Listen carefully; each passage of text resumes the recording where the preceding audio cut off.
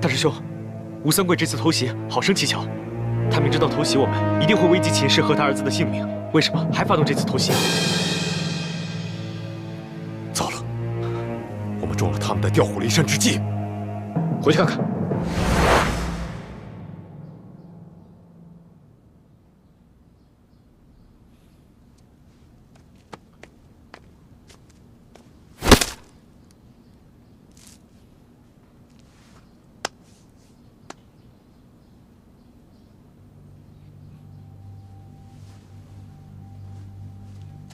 他是中了呆若木鸡散。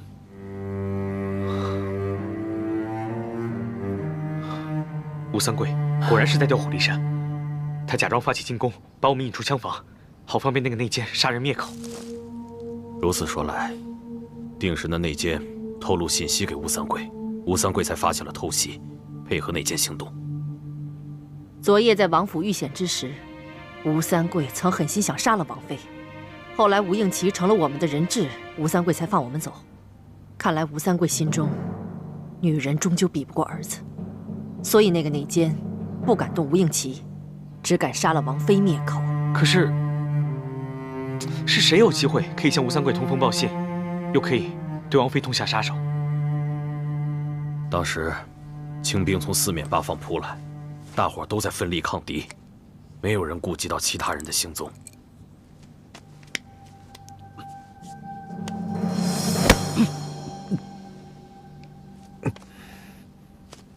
你现在至少舌头能动了，快说，内奸是谁？我不知道。不知道？你爹，吴应奇他很爱他娘亲，若他真知道内奸是谁，肯定恨不得亲手杀了他。内奸把你娘给杀了，你娘为了保护你，给灭口了。你还袒护那个内奸？难道你像你爹那样冷血无情吗？我真的不知道。当时我娘给了我一杯水，我喝完之后就全身无法动弹。由于我臀部有伤，所以只能侧卧背对着我娘。然后我就听见外面有嘈杂声，好像是厮杀声。接着房顶上就有声响了，好像是有一个人跳下来了。之后我娘就趴在我身上，我想问也问不出来。然而我的身体又动弹不了，我真的不知道是谁。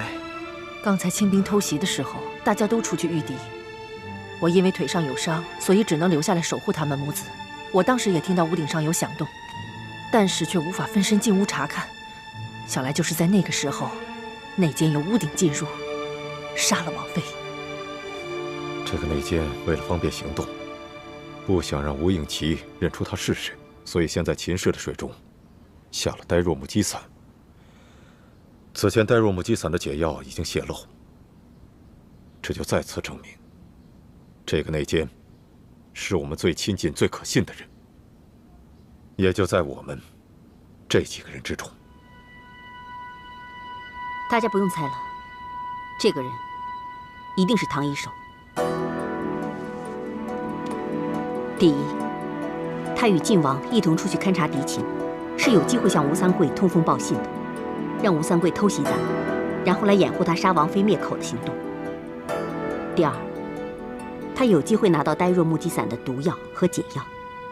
第三，当时我们所有的人都在奋力厮杀，只有他不见了，所以他一定是杀人灭口之后就逃回吴三桂的身边了。若真是武师傅杀了王妃，灭口成功的话，又为何要逃走呢？这样不是反而暴露身份了吗？如果不是唐一手的话，那为什么他会不见了呢？对啊，武师傅人呢？你们谁看到武师傅了吗？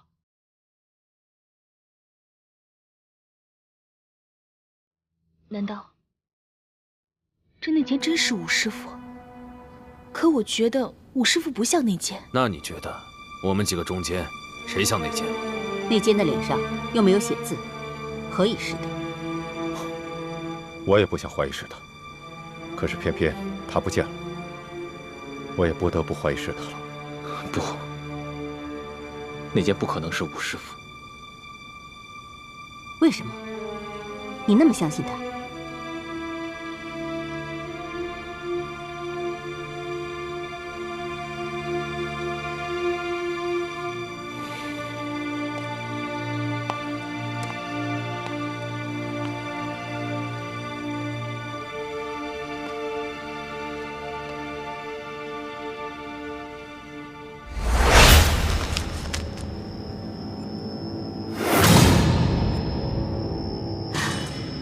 老五，武师傅，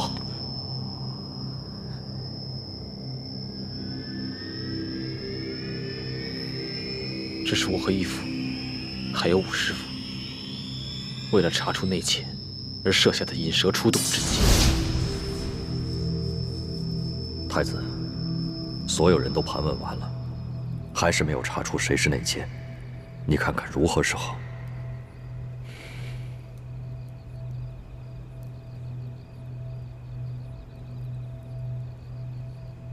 义父，我有一计，可以引得内奸现身，但是需要武师傅配合。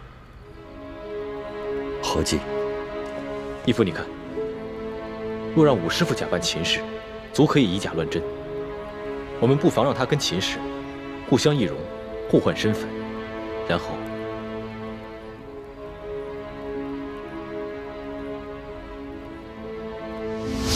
你们进来的时候，你们看到的王妃，就已经是武师傅假扮的了。当时王妃为了保护吴应奇，也答应配合。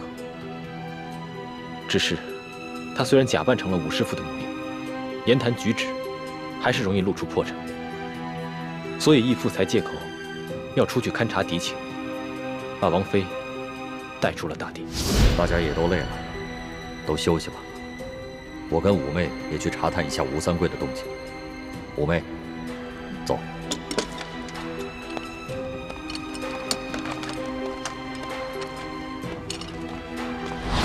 难怪刚才王妃死的时候，吴应奇一点都不伤心，连一滴眼泪都不掉。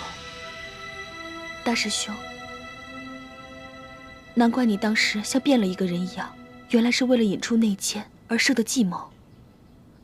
我收回刚才对你说的那些话，希望你不要介意。小师妹，你我本是兄妹，不必说这些。只是我没想到，我的计谋竟然害得吴师傅丧命。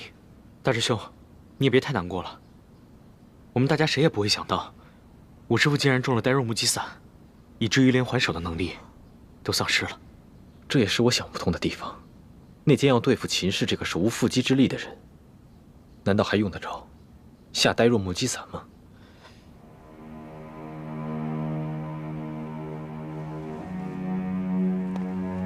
难道那个内奸已经识破了我们的计划，知道秦氏就是唐一手所假扮的？那他就应该静观其变，为何还冒险杀了唐一手呢？有这个可能，只是现在不仅没有查出内奸是谁，还害得武师傅无辜丧了命。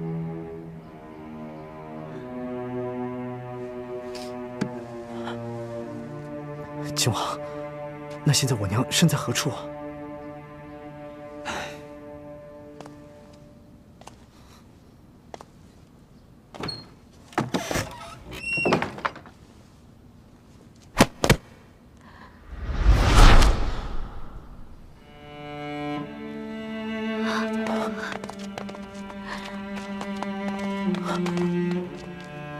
娘，晴儿。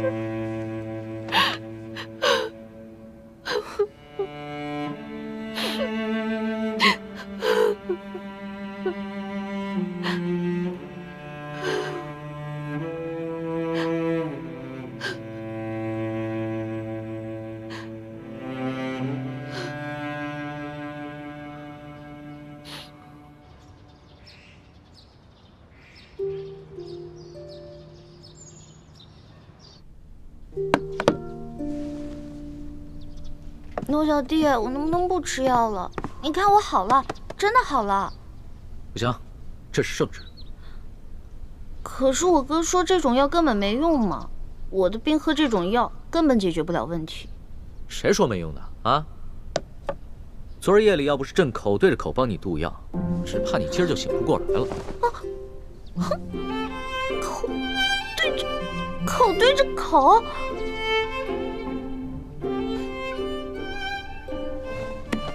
那也就是说，你昨天哭了？啊？你不是很难动情的吗？你最近怎么这么容易哭了？朕没哭，谁说取龙珠就一定要哭的？这你自己也说过呀，一碗辣椒汤足矣啊。哦，龙小弟，你放心吧，这碗药我一定会好好喝的。不过在喝之前，我要一碟蜜饯，一碟枣糕，一碟桃酥，再来一碗糖蒸乳酪。不是，老大，你这病刚好，吃这么多行吗？你可以怀疑我的任何一项技能，唯独不能怀疑我的吃过。也是啊，朕的这些后宫女人里边，别人都是吃了几口就饱，你呀是吃饱了还能再吃几口。这样，去传一碟桃酥，一碟枣糕，一碟蜜饯，还有一碗糖蒸乳酪。这，多吃点。谢谢龙小弟。你要实在吃不下，要不然我再一口一口的喂你啊。听不到，听不到，听不到，听不到。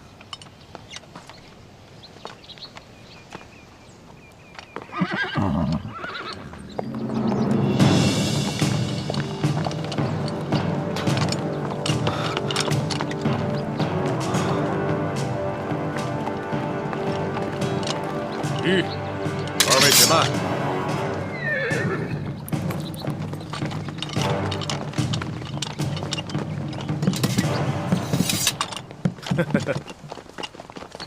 二位，你们已经在这破庙里困了一夜了吧？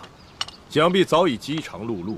我们王爷说了，让我专门给你们做了几样好酒好菜，当然，也希望你们能够善待侧王妃和二公子。去，去。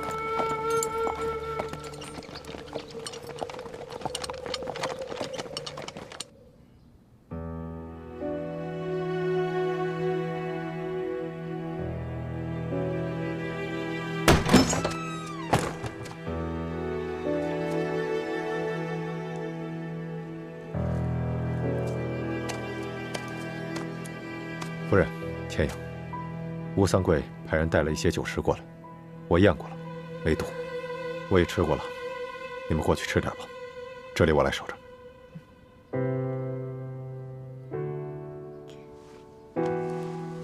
走吧，倩影。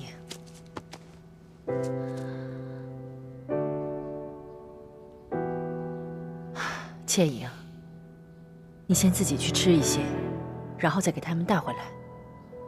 虽然我跟他们是不共戴天的仇人，不过我们也没有必要虐待他们母子。走吧。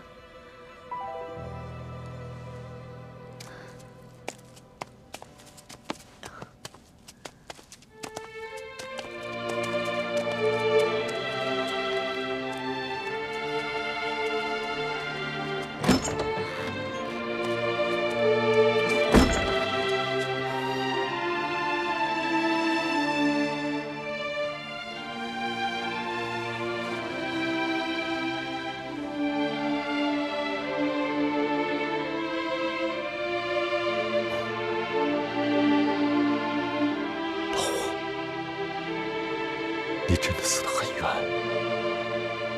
那剑偷了我的带入木击伞，先把你毒倒，要不然依你的无辜，就不可能把你一刀毙命。你放心，我一定会为你报仇，查出谁是内奸。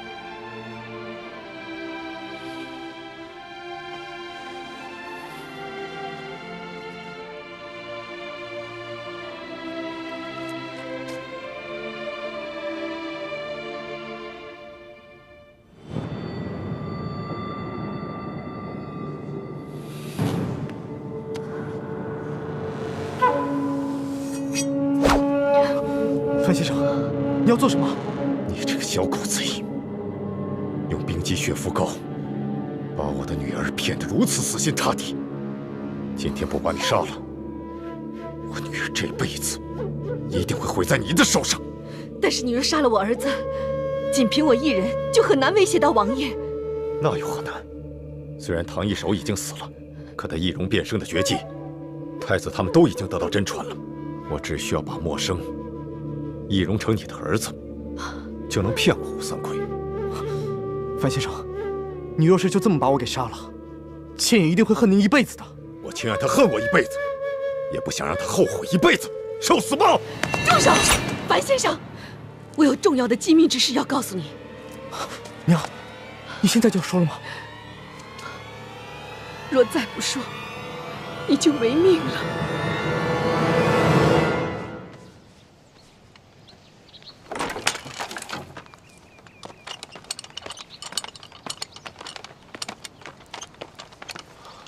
四师傅，叶师弟，多谢太子，谢谢你们辛苦了。1个时辰以后，我过来换班。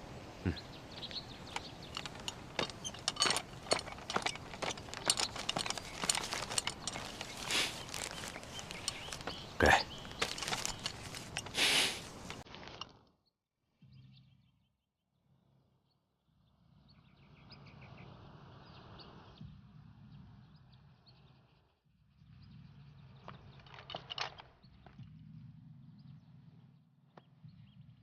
义父，三师傅，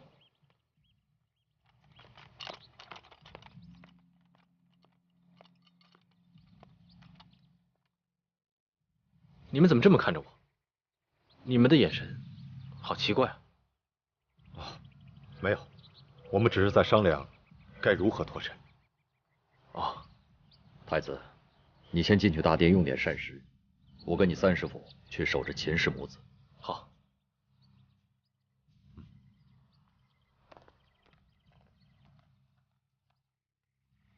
三师傅和义父，他们好像有什么事情瞒着我。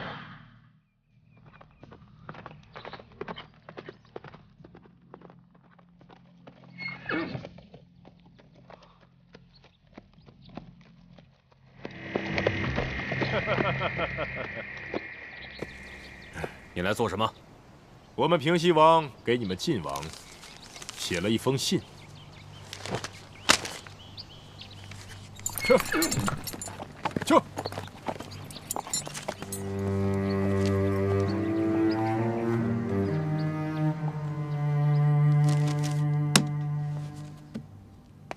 吴三桂说了什么？吴三桂说他有要事与我相商，诚心要我过去赴宴。晋王，你不能去，要谈在我们这里谈，你不能去他军营。无妨，吴三桂的侧妃还有他的儿子都在我们的手里，他不敢把我怎么样。就算他是鸿门宴，我也去定了。吴三桂为而不恭，左爷有吩咐手下不可杀了我们，要活的，显然是另有企图。所以义父此去，应该不会有性命之忧。太子，你果然机敏过人，乃我李定国之幸。他若日后太子也能够胸怀若海，不计较个人得失，那就更是我大明之幸了。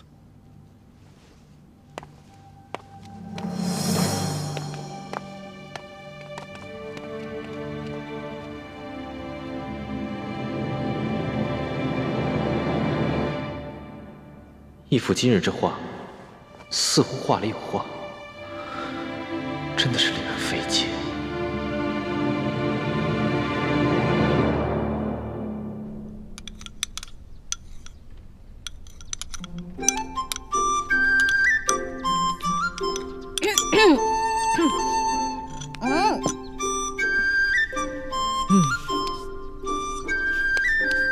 你呀，真是要把朕给吃穷了。现在可以喝药了吧？哦，快点儿。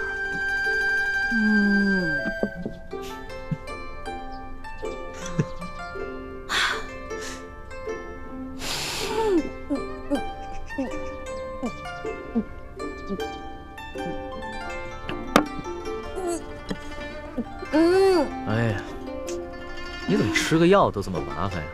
那你小时候病发，家里又买不起这些东西，那可怎么办呀？很简单啊，捏住我的鼻子，使劲往里灌呗。这个办法好，那朕以后就这么对付你了。但是，我喝进去以后，就会把药全都吐出来，因为药实在太苦了。这个时候啊，我的猪哥哥看我难受，就会上山帮我采很多野蜂蜜。但野蜂蜜没那么好采到，每次他采完以后，满脸被叮的都是包呢。李爱卿对你是真好啊。说实话，朕也想有这么一个哥哥，可是在这紫禁城内，所有的兄弟姐妹都是靠不住的。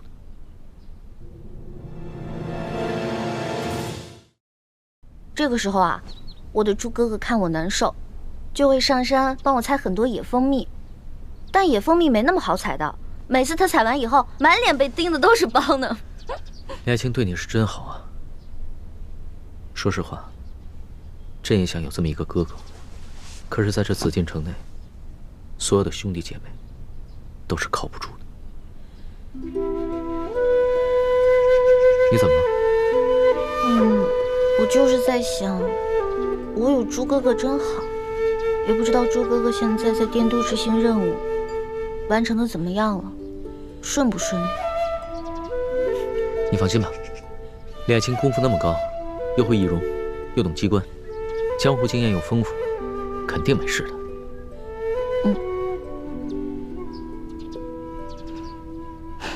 猪哥哥，对不起，你若回来发现我对龙小弟又割舍不下，你一定会很失望、很伤心的。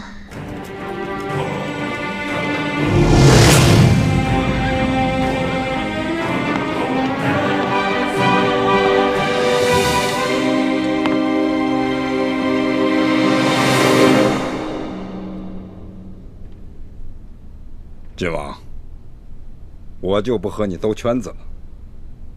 你们明珠谷的底细，我知道的一清二楚，但我没料到，你们这些前明的亡命之徒，居然能培养出那么多厉害的人才，不仅能混进宫魅惑皇上，还能蛊惑我吴三桂的儿子。我也没有料到，你居然派奸细安插在我明珠谷，而且还进入了朱明联盟的最高层。但是我想不明白，你既然知道我们那么多秘密，为何不上报朝廷？为何不派兵剿灭我们？这就是我为何对你们为而不恭，并且把你请进我的营中做客的原因了。愿闻其详。很简单，我之所以留着你们，就是因为我对大清朝廷不放心。我知道，终有一天，他们自以为江山坐稳了，就会对我们这些归降藩王开刀了。我必须留着你们这些反清力量来牵制大清朝廷。一旦时机成熟，我还可以与你们合作。如何合作？2种方式。我不坏你的事，你也别坏我的事，大家井水不犯河水。那第二呢？就是你我冰释前嫌，结为盟友，将来一起起兵反叛，打下天下后，你我分国而治。你在中原恢复你的大明国号，而我割据云贵川两广湖南湖北建国大周。如此天下虽然分了朱吴2姓，但它仍是你我的天下。如果2种方式我都不答应了，很简单，我只需要一道密奏，将你们的一切秘密告知康熙小儿。到时候我们2败俱伤，我建不了周，你也复不了明，反倒让大清朝廷渔翁得利。你愿意吗？我当然不愿意。但你吴三桂杀死了永历帝，是大明最大的罪人，我怎么能与你合作？我那也是形势所逼。大清朝廷对我疑心那么重，我不亲手杀了永历帝以表忠心，就会被多尔衮干掉，不然我怎么能保得下这么大一份实力呢？你我都是将领，咱们先联手把这江山夺回来，咱们自己的矛盾再自己解决，如何？吴三桂，你当年逼着我亲手杀死我结发多年的妻子，如果我跟你合作，你放心得下？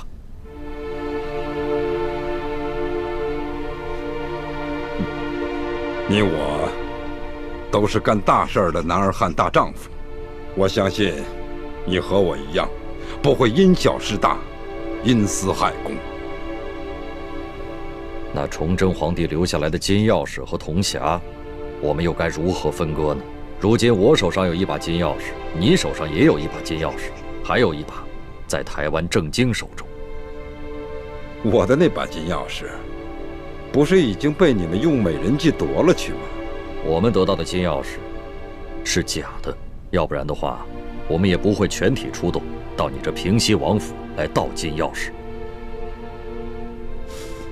这就奇怪了。琪儿进京时，明明带走的是真钥匙。晋王，你不会怀疑我这会儿在跟你撒谎吧？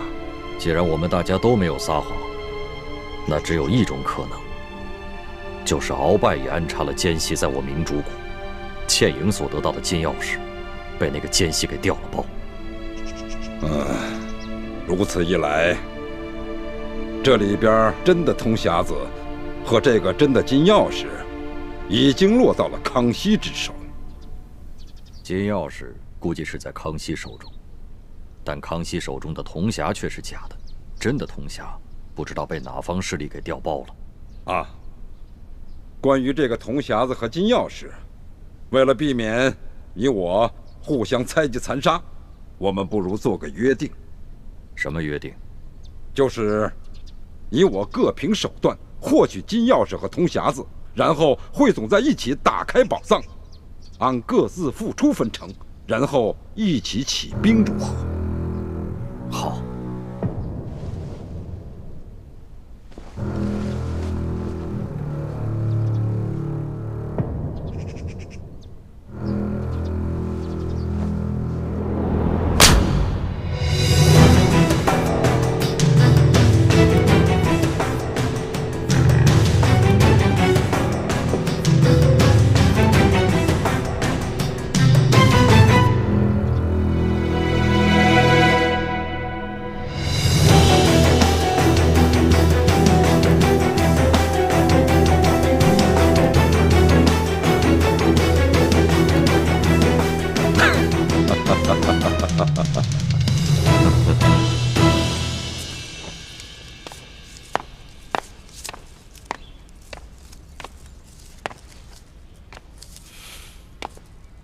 你小子给我听着，如果晋王被你家老子杀了，我就把你剁成18块喂狗。范先生，晋王一定会平安无事的。待他和我父王谈妥条件，大家都会平安无事的。你老子会做善事，再恶的人也难免会做1、2件善事。晋王，你没事吧？没事，我跟吴三桂已经谈好条件了。哦，谈的什么条件？此事说来话长，等咱们回到明珠谷以后再细谈。啊，太子呢？啊，倩影和他娘正在给老五收尸。太子说，唐一手是为了光复大明大业而牺牲的，所以他也要在一旁为他五师傅念一卷《金刚经》。太子重情重义，我相信将来他也会深明大义。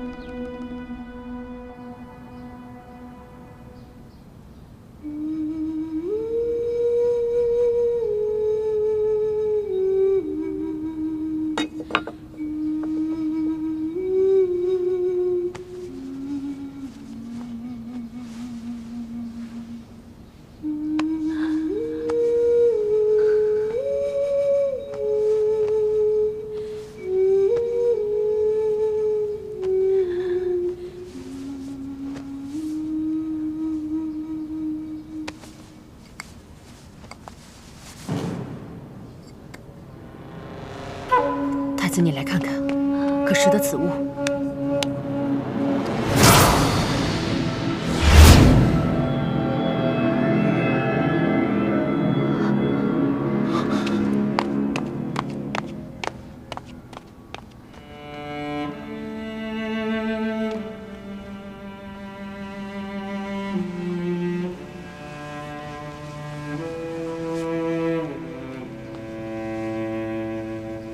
义父，义父，诸位师傅，这是从武师傅身上发现的。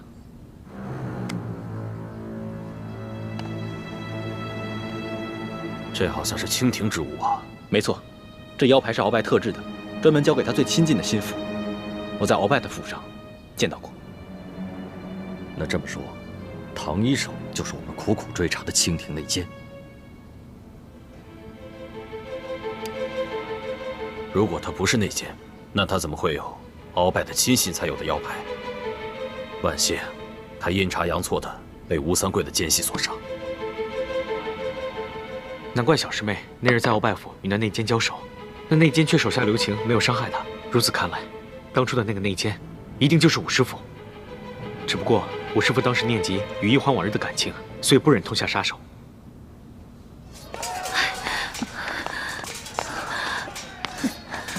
各位师傅，吴三桂又进宫了。不要紧，吴三桂的军中有朝廷的耳目，他们如果就这样把我们放了，他怕朝廷会怀疑他们，剿灭我们这些乱党不利，所以他就命令他的手下虚张声势，从东南西三面围攻我们。我们现在把秦氏和吴应期留下，从北面突围。晋王，怎么了？就这么把秦氏和吴应期给放了？这也是我和吴三桂谈好的条件之一。剑英、默生，你们两个继续留在滇都。啊？我为什么还要留在滇都啊？虽然我们跟吴三桂结盟了，但是这个人阴险狡诈，不可相信。你们两个留下，监视他的一举一动。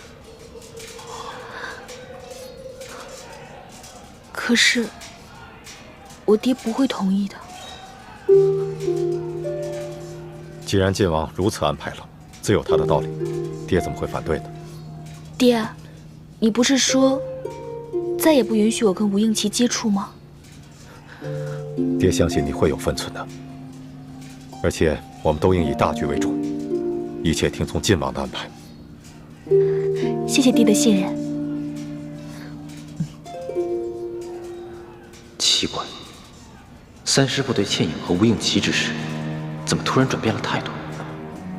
义父和三师傅的言行都有些反常，他们一定是有什么事瞒着我们。那个大师傅，我不想留在滇都，我想跟着大师兄一起去京城。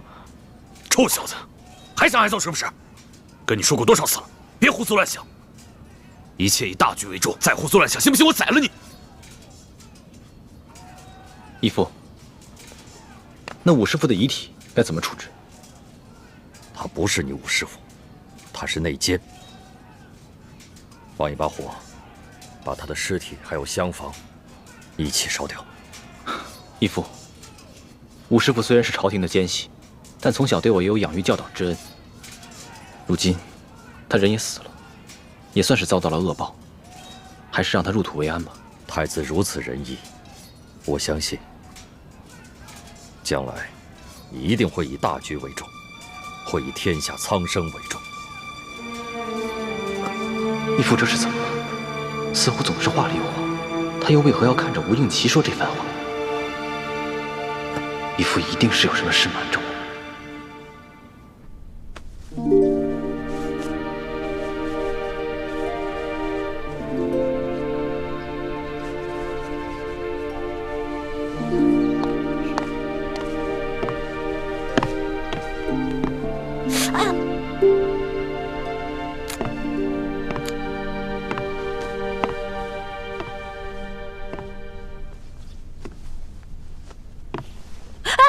老大，你这手还没好就别逞能了，等好了再秀呗，啊？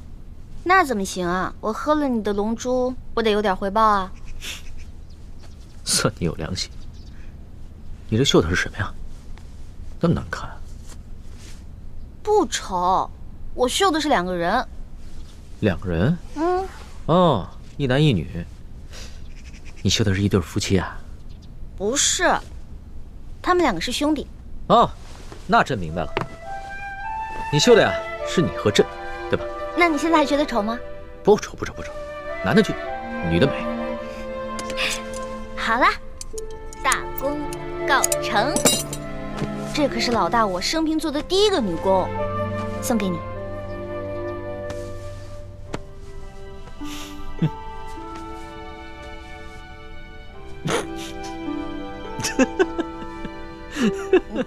你哈哈什么呀？老大，你这个绣工实在是什么？不是老大，你这个一面绣着2只肥鸭，一面吧绣着一对丑人，这平生第一次收到这么有趣的礼物。龙小弟，这个荷包里面可以装香，可以驱虫防蚊，提神醒脑。你会把它带在身上吧？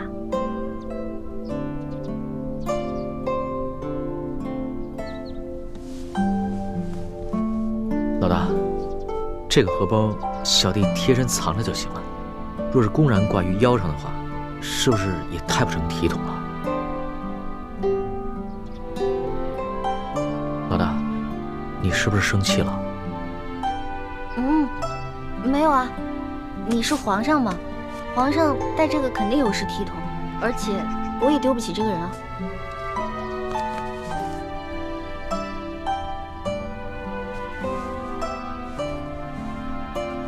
你终究只是皇上，不是我的龙小弟。在你心中，我对你的意义，终究也不过是有趣罢了。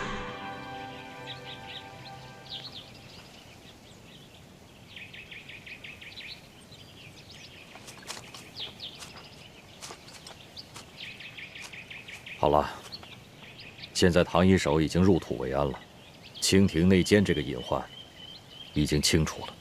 只可惜，还没有查出来吴三桂的内奸是谁。既是内奸，就不难查处。现在嫌疑范围已经缩小到寥寥数人，我相信他早晚会露出蛛丝马迹，我们一定能把那个内奸给揪出来。义父，那我先回京城，向康熙复命去了。好，我们等一会儿也要回明珠谷，刚好还可以同行一段路。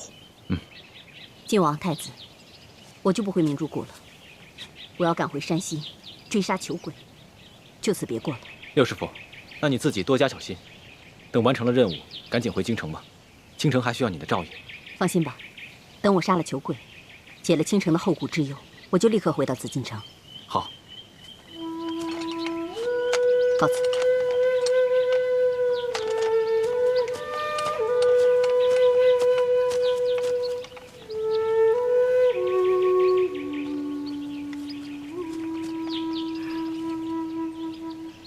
太子，其实我已经查出谁是吴三桂的内奸了。什么？义父要等到六师傅走了之后再说。难道这个内奸就是六师傅？没错，吴三桂安插在咱们明珠谷的内奸，就是你六师傅，血衣居士。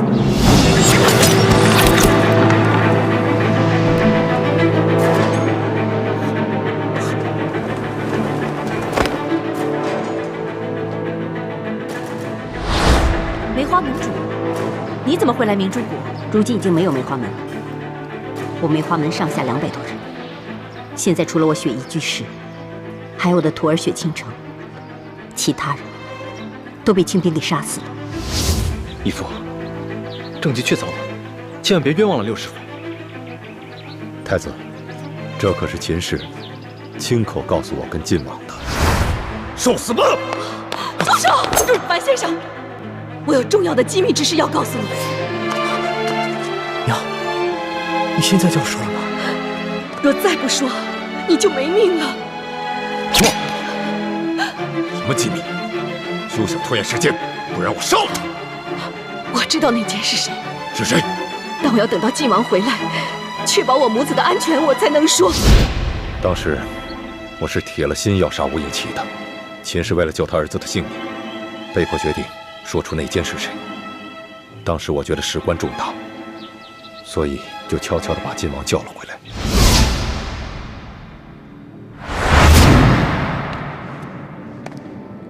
我李定国对天明誓，只要你说出谁是内奸，我保证你们母子安全。你放心，我虽然恨不得把你儿子杀了，可是我樊篱乃是大明的臣子，我一定会听从晋王的号令。快说吧，你再拖延时间的话，我可没这个耐性。其实我也没有见过那个内奸的面。有一次我去给王爷送燕窝粥，远远看到一个黑色的身影，戴着黑色的斗篷，从王爷的书房闪出，一跃就从房顶走了，显见他的武功很高。虽然隔得甚远，未看清他的面容，但我肯定那是一个女人的身影。女人的身影？你是说倩影？当然不是。倩影与我齐儿认识不过数月，但那内奸已向王爷传递了多年消息。既是女人，武功又极高，还向吴三桂多年传递消息，那在我们几个人中间，值得怀疑的人，只有樊夫人、唐一手，还有雪衣居士。幸亏秦氏，他还记得那次他看到黑影的日子，是前年的9月13日，而那年秋天，我夫人跟唐一手一直未曾离开过明珠谷，倒是雪衣居士一直在外面执行任务，不然就很难洗清嫌疑啊。我们都以为那个内奸是从屋顶的破洞进入房间，杀死了易容的唐一手。我真的不知道，当时我娘给了我一杯水，我喝完之后就全身无法动弹。由于我臀部有伤，所以我只能侧卧背对着我娘。然后我就听见外面有嘈杂声，好像是厮杀声，接着房顶上就有声响了，好像是有一个人跳下来了。之后我娘就趴在我身上，我想问也问不出来，然后我的身体也动弹不了，我真的不知道是谁。刚才清兵偷袭的时候，大家都出去御敌，我因为腿上有伤，所以只能留下来守护他们母子。我当时也听到屋顶上有响动，但是却无法分身进屋查看，想来就是在那个时候，内奸由屋顶进入，杀了王妃。当我们看到屋顶破洞的时候，我们就以为内奸是从屋顶的破洞进入房间杀死唐一手，就没有怀疑到在外面跟我们一起御敌的雪衣居士。可当我知道这个内奸是个女人的时候，我仔细地回想了一下，第一个冲进厢房的就是雪衣居士。王妃，王妃！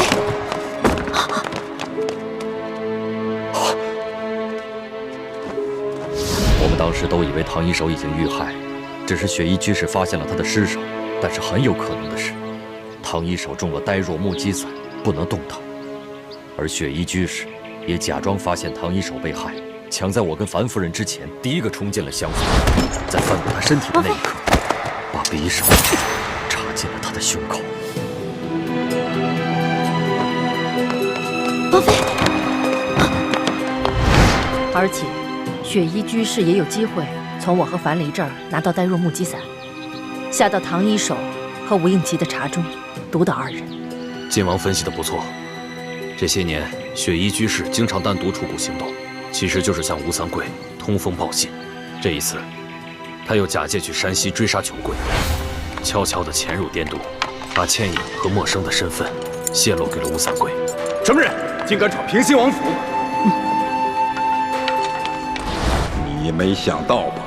一路上与你朝夕相处的叶倩影和叶默生都是著名联盟的奸细，他二人根本不是兄妹，而是师姐弟。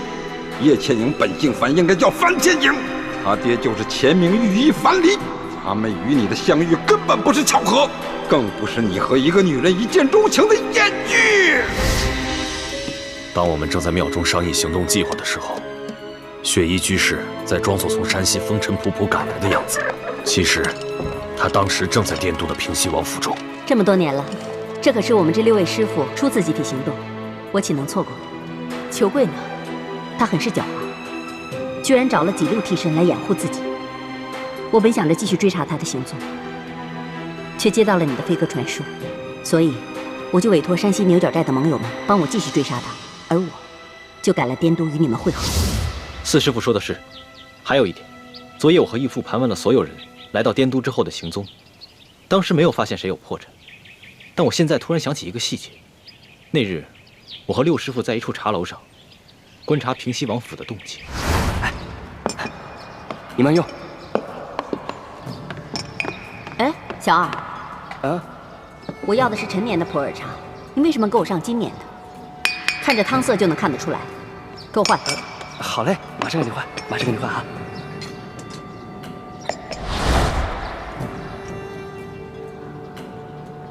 六师傅，这茶味道不错呀。啊，我喜欢喝味道更浓烈的。我们明珠谷一向物资匮乏，条件艰苦，大家早就习惯了粗茶淡饭。为什么六师傅会对一盏茶水如此挑剔？现在想来，只有一种可能，那个茶楼的小二就是吴三桂的奸细。六师傅在换茶的时候，将消息放在杯底，传递了出去。太子分析的很有道理。吴三桂一定是如此才知道了我们的计划，所以就设好了局，等我们跳进他的陷阱。如此一来，铜匣失踪之谜也说得通了。一欢好不容易在宫里拿到了真的铜匣，却不知被谁调了包。现在想来，应该就是六师傅。所以这铜匣现在应该还在吴三桂手上，他手上还有一把金钥匙。不要紧，吴三桂虽然拿到了真的铜匣，但他手上那把金钥匙也被人调了包。义父怎么确定吴三桂手上的金钥匙是假的？我想来想去，倩影从吴应琪那儿拿到的金钥匙，应该是真的。交由你之后，再由你带到京城，直到我们几个师傅到京城跟你会合，唐一手一定是趁这个时候，把金钥匙从你身上调了包。这把金钥匙是假的。看来只有这个可能了。但是鳌拜疯了，唐一手不可能把金钥匙交给鳌拜，现在又不幸被六师傅给杀了，这铜匣的线索又断了。也只能盼望天佑我大明，能够有奇迹发生，否则找不到金钥匙，打不开铜匣，就拿不到宝藏的地图，我们光复大明的大业就更加艰难了。想不到五师傅跟六师傅，一个是鳌拜的奸细，一个是吴三桂的奸细，他们还在我明珠谷潜伏了那么久。10多年前，我大明即将灭亡，当时为了保存实力，大量接收大明的流亡之士，在这中间，就难免混入了各方的奸细。既然鳌拜早就知道了明珠谷的实力，为什么不出兵剿灭我们？鳌拜的心思，可能跟吴三桂一样，他们怀疑康熙这个小皇帝会兔死狗烹，鸟尽弓藏，所以才留下我们这些隐患，以备不时之需。就像康熙小皇帝这次为了擒拿鳌拜，竟然冒险联合10多个摔跤的布库，亲自捉拿鳌拜。鳌拜若不是手上有我们这枚棋子，恐怕已经性命不保。义父，如果雪衣居士是吴三桂的内奸的话，那倾城会不会也……雪倾城是雪衣居士从小抚养带大的，他们名为师徒，实则情同母女。在雪衣居士的控制下，雪倾城很有可能也是吴三桂的内奸。所以我跟你三师傅才不动声色，就是为了不想打草惊蛇。如果倾城是内奸的话，那一欢就危险了。义父，我要马上赶回京城，把消息告诉一欢，以免他遭到倾城的暗算。好，但是你们要是发现了雪倾城也是内奸的话，千万不可轻举妄动，以免打草惊蛇。我们不妨来个将计就计，利用雪衣居士跟雪倾城，把假消息传递给吴三桂。义父放心吧，我明白。上次山鸡吩咐之事，为何迟迟不见动作？早日除掉李一欢，本王早日让你姐弟团圆。若再不动手，你姐弟二人再无相见之日。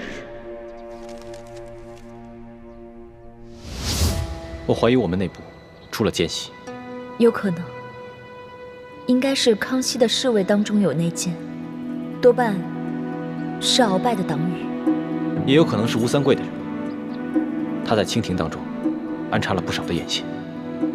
既然如此，那我们就趁这次机会，来离间康熙和吴三桂的关系，让他们君臣内斗。我也是这么想的。不知道欢妹现在怎么样？我去找点水，你休息一会儿。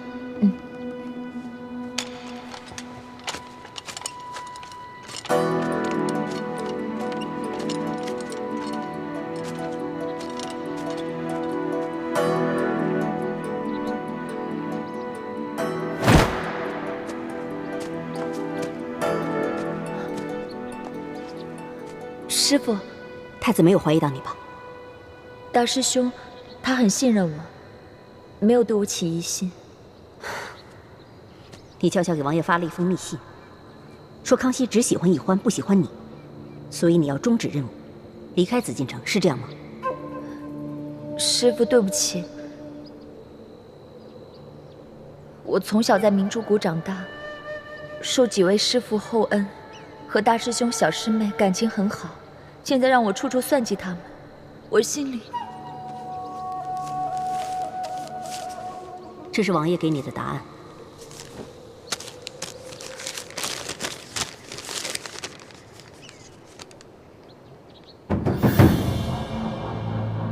什么？杀死奕欢？王爷说了，康熙他虽然不能像疼爱李奕欢那样疼爱你，但是对你还是敬爱有加的。在这后宫之中，最得圣宠的，除了李奕欢就是你了。所以，一定要除掉李奕欢这个绊脚石，康熙才能把注意力转移到你的身上。当然，我也知道你和李奕欢的关系很好，以姐妹相称。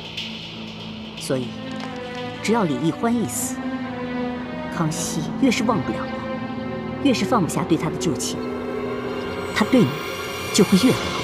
我做不到，师傅，我真的做不到。师傅，我求求你，去求求王爷，收回成命吧，师傅。我们好不容易才进了宫，得到了皇上的信任，离复仇的目标越来越近，我怎么可能会半途而废，让你离开？可是，小师妹，她是无辜的。师傅，你也是看着小师妹长大的，您不能这么狠心啊，师傅。锦城，我也不想看着他死，可是王爷既然已经下了命令，你就必须得杀了他。这大仇未报，我不得不狠心。可是小师妹，她跟我们梅花门的大仇是没有关系的，她是无辜的，我们这么对她是不公平的，师傅。那我们梅花门500多条人命，都命丧于朱明王朝之手，500多条人命啊！他们难道就不无辜吗？命运何尝对他们公平过？那他们的血债又找谁来还？师傅，可是，师傅，不要再说了。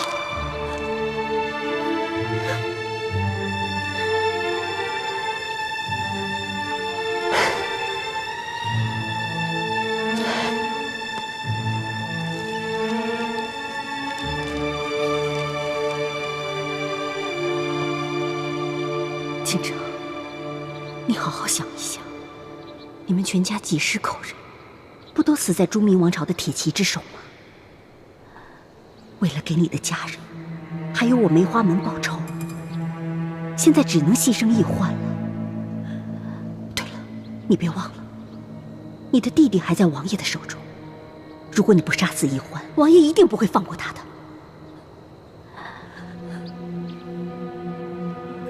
保你弟弟的命，还是奕欢的命？你自己想一想。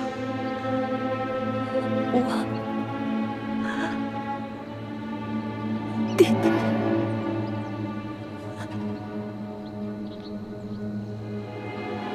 这是救命丹，化在酒中，喝下后1刻钟内必死。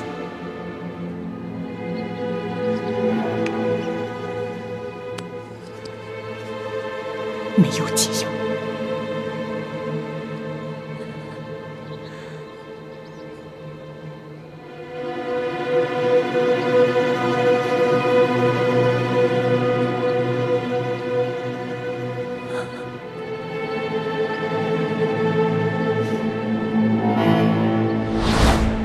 皇上驾到！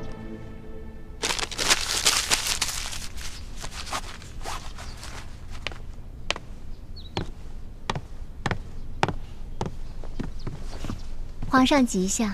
来，起来吧。谢皇上。朕许久啊，没能来你这永和宫，今日刚好得空，就顺道过来看看你。谢皇上挂心，妾身一切安好。好就好，坐吧。皇上前些日子一直愁眉不展，今日面露喜色，是不是有什么喜事啊？还不是易欢那个丫头，前些日子和朕赌气，朕是骂也骂不得，罚也罚不得，心里着实郁闷。还好，昨日转了性子，和朕和好如初了。易欢就是小孩子脾气，不懂事，皇上多担待。朕就喜欢你这个淡泊体贴的性子。这后宫之中啊，也就是你，不会是易欢为敌了。朕为了不让易欢惹麻烦，一直不让别的嫔妃去她的永乐斋，也不让她去别的嫔妃宫里。朕自己啊，也没时间陪她。你要是有空的话，就多去永乐斋走动走动。妾身遵旨。哦，对了，刘德昭等人已经全部出斩了，可惜裘贵逃走了。朕已命新的山西巡抚继续抓捕裘贵，等抓到了裘贵，朕就把他送到你爹的坟前处决，也算是为你报了大仇。多谢皇上，妾身感激不尽。起来吧。等你爹百日继辰之后，朕便真的信了你，要让你早日替朕生个阿哥，这样你在宫里的地位也就稳固了，也好安慰你爹的在天之灵了。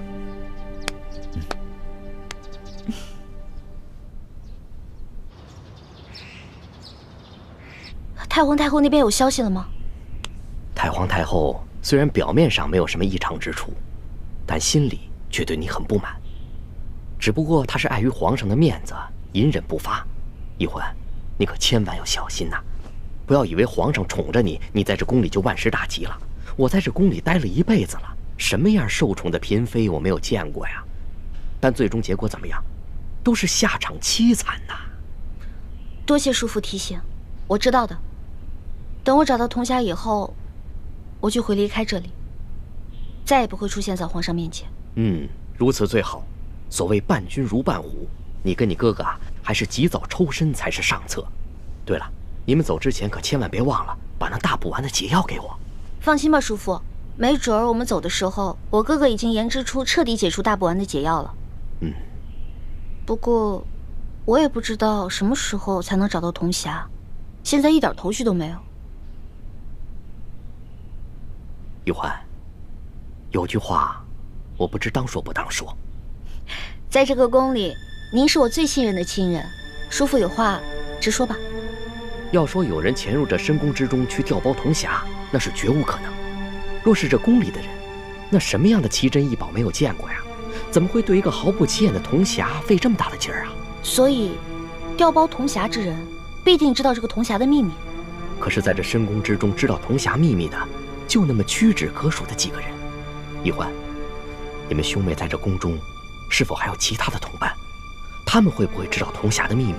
如果有，那调包之人会不会是你们自己人？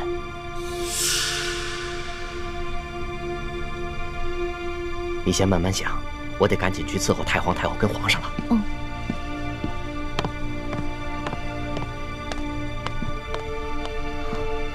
真是奇怪，究竟是谁呢？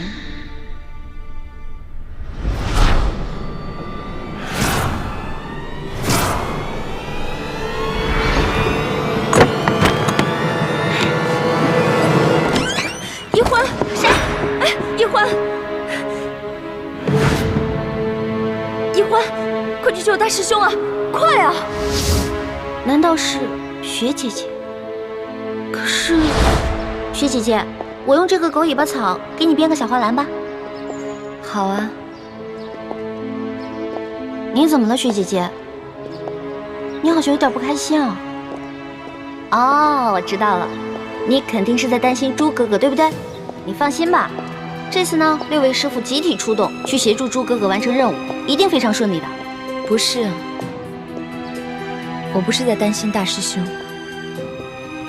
是昨天皇上来永和宫看我，他说什么？他说等书剑百日继承一过，就要真的临幸我，让我给他生龙子。那这可怎么办呀，雪姐姐？只要我继续留在宫里，这是迟早的事情，躲不过。现在只能希望能够在书剑100日继承之前找到铜匣，完成任务，这样我就能出宫了。雪姐姐深爱着朱哥哥，如果铜匣在她手上，她肯定宁可马上撤离，也不会接受康熙的临幸。但若不是他，难道是六师傅？六师傅，反正现在人都出去了，你赶紧坐下吧。花儿，这是在紫禁城里，不是在咱们明珠谷。这里可没有什么师傅徒儿，这里啊，只有这厉贵人、欢答应和雪嬷嬷。只要记着这一点，你的言行才不会露出破绽。记住，要尽快适应这宫中的生活，谨言慎行，一切以完成任务为重。徒儿记住了。你看你还在自称是徒儿，这要是被宫外人看见了，宫里人知道，你会惹出大麻烦。六师傅一直都很疼爱雪姐姐和我，对朱哥哥也很爱护。他干嘛要偷走铜匣呢？难道他就是鳌拜派遣在我们明珠谷的内奸？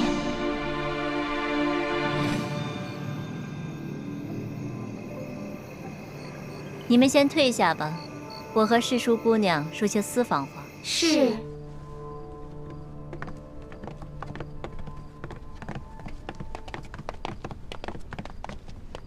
雪姐姐，什么事儿啊？是不是我爹跟朱哥哥他们有消息了？